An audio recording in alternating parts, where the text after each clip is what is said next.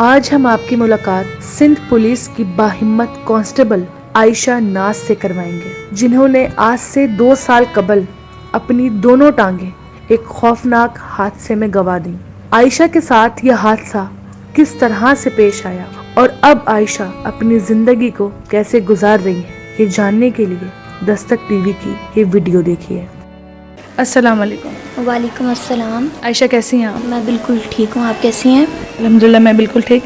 اچھا عائشہ، یہ بتائیے کہ یہ تو ہم نے جان لیا کہ آپ کو بچپن ہی سے کسی فورس کا حصہ بننے کا شوق تھا۔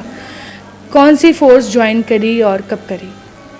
اچھا، میں نے جو ہے 2018 میں پولیس فورس جوائن کی ہے اور ماشاءاللہ سے بہت اچھی جاب چل رہی تھی اور الحمدللہ میں نے سروسز کی ہیں 2020 تک، اور ایک ٹریننگ کا جو پیریڈ ہوتا ہے وہ گزارا ہے، تو مطلب ساری چیزیں بہت زبردست مطلب اچھی چل رہی تھیں۔ مطلب کہ میرا ایک ایم تھا اور ایک خواب تھا نا، اور جب آپ کو پتہ ہے کہ خواب جب پورے ہوتے ہیں تو انسان کی کیا فیلنگز ہوتی ہیں اور کیا خوشی ہوتی ہے نا، تو مطلب میں بہت زیادہ خوش تھی۔ میرے ساتھ ساتھ میرے گھر میں میری فیملی، بہن بھائی سب بہت زیادہ خوش تھے، سب چاہتے تھے کہ میں بہت آگے جاؤں، کیونکہ میرے اندر ایک جذبہ تھا کہ میں کچھ کروں، اور الحمدللہ کہ ایسا ہو بھی گیا اور میں بہت اچھے سے اپنی سروسز جو ہے وہ سندھ پولیس میں دے رہی تھی۔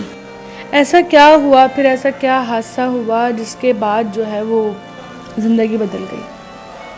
حادثہ یہ ہوا کہ مطلب ایک یوں کہہ سکتے ہیں کہ آپ زندگی میں ایک دم سے ایسا بدلاؤ، یعنی کہ ہوا کا ایک تیز جھونکا آیا اور جس نے زندگی کو بدل کر رکھ دیا۔ مجھے لگا کہ زندگی میں سب کچھ ہے، لائف اتنی اچھی چل رہی ہے، جاب ہے، دوست ہیں، احباب ہیں، سب ہیں، فیملی ہے، ماشاءاللہ سے میرا ایک بیٹا ہے اور میں ایک سنگل مدر ہوں، تو میری زندگی میں بہت مطلب ہیپی لائف تھی، اور پھر ایک دم سے جو ہے وہ لائف چینج ہو گئی۔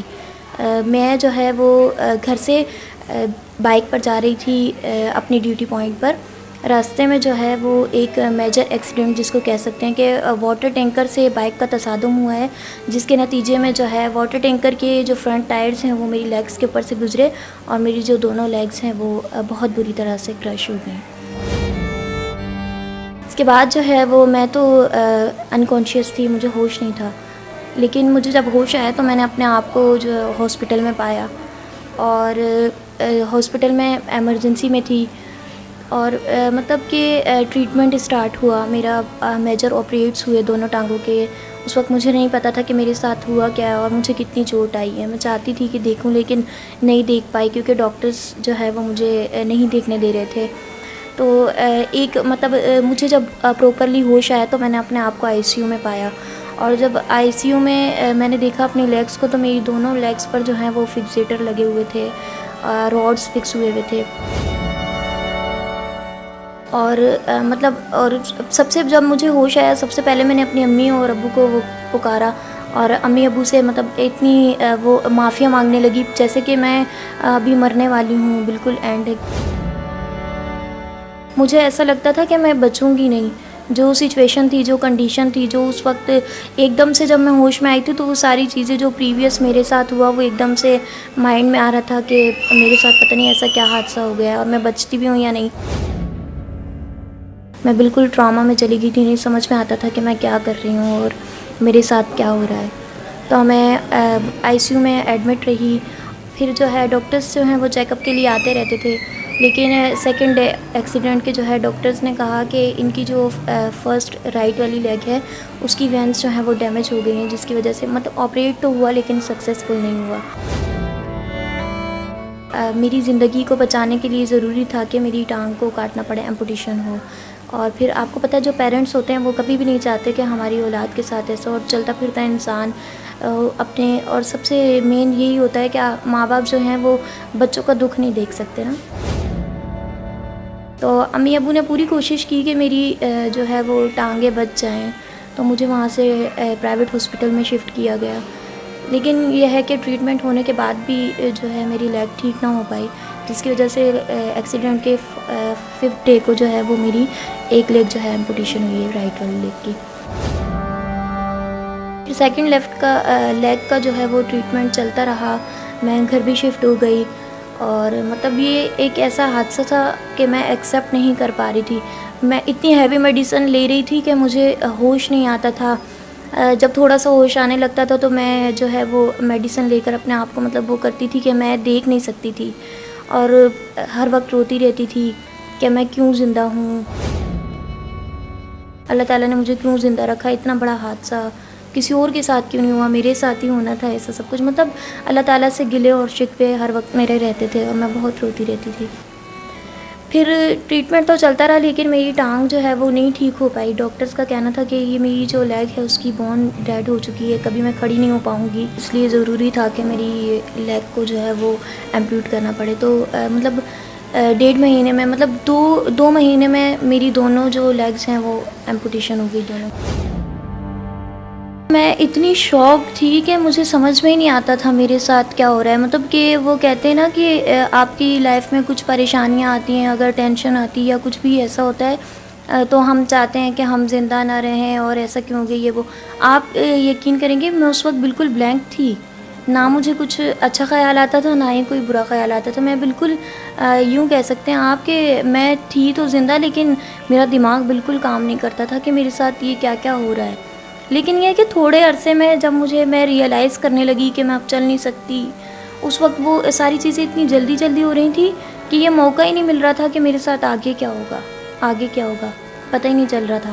لیکن جب دونوں لیگز ایمپیوٹ ہو گئیں اور تھوڑا سا 1-2 مہینے کا ٹائم گزرا, تب مجھے پتہ چلا کہ میں تو بیڈ پر ہوں, اب میں دوبارہ کبھی چل نہیں سکتی. اور جو ویل چیئر تھی, میں نے فرسٹ ٹائم جب میں نے ویل چیئر کو دیکھا, پہلے تو میں بیڈ پر تھی, ہر چیز مطلب سب بیڈ پر تھا, لیکن جب میں نے فرسٹ ٹائم ویل چیئر کو دیکھا تو اس دن میں بہت روئی تھی کہ مطلب یہ ویل چیئر میں ایکسیپٹ نہیں کر رہی تھی اپنے لیے. تو بہت مشکل سے آہستہ آہستہ جو ہے وہ اب پھر ایکسیپٹنس یوں آئی کہ اب یہ تو ہو چکا ہے. ایک ہوتا ہے نا کہ آپ پیرالائز ہوتے ہیں, ٹانگیں ہوتی ہیں یا کوئی آپ کو انجری ہوتی ہے, تو آپ کو ہوتا ہے کہ یار ٹائم کے ساتھ ساتھ یہ چیز ٹھیک ہو جائے گی اور میں کھڑی ہو جاؤں گی, ایک امید ہوتی ہے. تو میرے پاس تو کوئی امید ہی نہیں تھی نا کہ میں دوبارہ بھی کھڑی ہو سکتی ہوں. میں نے پھر ایکسیپٹ کیا, ویل چیئر کو بھی ایکسیپٹ آہستہ آہستہ کرنا شروع کر دیا, بیٹھنے لگی ویل چیئر پہ, تھوڑے بہت کام کرنے لگی. لیکن یہ ہے کہ میں بالکل آئسولیٹ تھی 2 سال تک, کوئی پلان نہیں تھا کہ میں آگے کیا کروں گی. بس وہی پرانی چیزیں اور پرانی یادیں, سب کچھ جو میں چلتی پھرتی تھی اور جو میں ڈیوٹی جو کرتی تھی, ساری چیزیں وہ میرے ذہن میں آتی تھی.